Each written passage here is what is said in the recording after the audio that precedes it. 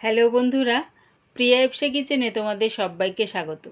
আজকে আমি করে দেখাচ্ছি গাটি কচু দিয়ে নিরামিষ তরকারি।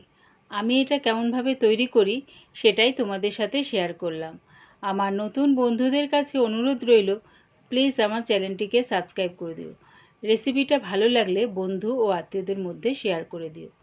গাটি কচু করার জন্যে একটা মশলা বানিয়ে নেব। তার জন্য নিয়েছি একটা টমেটো, আদা কুচি, লাল রঙের কাঁচা লঙ্কা আর সাদা গোটা জিরে, এগুলোর একটা পেস্ট বানিয়ে নেব।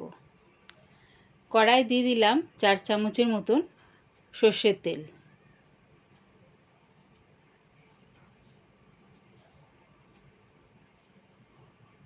তেলটা গরম হয়ে গেছে। এবার এর মধ্যে ফোড়নের জন্য দিয়ে দিচ্ছি 1/2 চামচ কালো জিরে।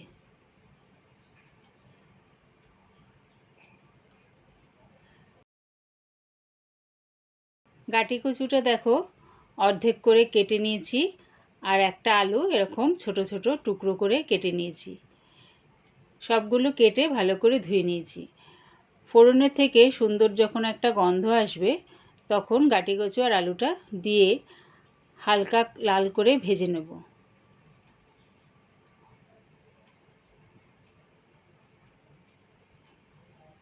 দেখো হালকা লাল করে ভেজে নিয়েছি।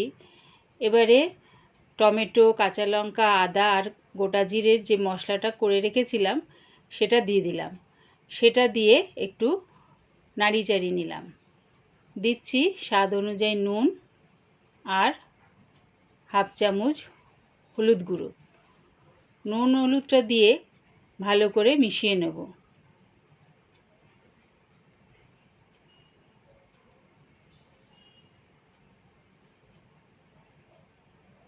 এবারে দিলাম একটু মশলা ধোয়া জল। মশলা ধোয়া জলটা দিয়ে ভালো করে কষিয়ে নিচ্ছি। দেখো কষানো হয়ে গেছে, মশলা থেকে তেলটাও ছেড়ে দিয়েছে। এবারে দিয়ে দেবো বেশ খানিকটা জল। জলটা দিয়ে কচু আলুর সাথে ভালো করে মিশিয়ে চাপা দিয়ে এটা হতে দেবো।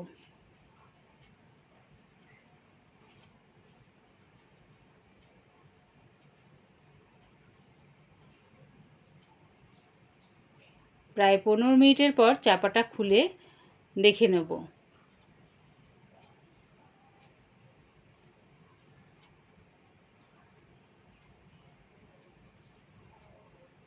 দেখো কচুটা ভালোভাবে সেদ্ধ হয়ে গেছে আর আলুটাও খুব সুন্দরভাবে সেদ্ধ হয়ে গেছে। রেডি হয়ে গেছে আমার নিরামিষ কচু আলুর তরকারি। আমার এই কচু আলুর তরকারি রেসিপিটা পুরো দেখার জন্যে প্রিয়া ইপসা কিচেনের থেকে তোমাদের সবাইকে অনেক ভালোবাসা রইল। রেসিপিটা ভালো লাগলে কমেন্টের মাধ্যমে জানিও। প্লিজ আমার চ্যানেলটিকে সাবস্ক্রাইব করে দিও, লাইক করে দিও, বন্ধু ও আত্মীয়দের মধ্যে শেয়ার করে দিও।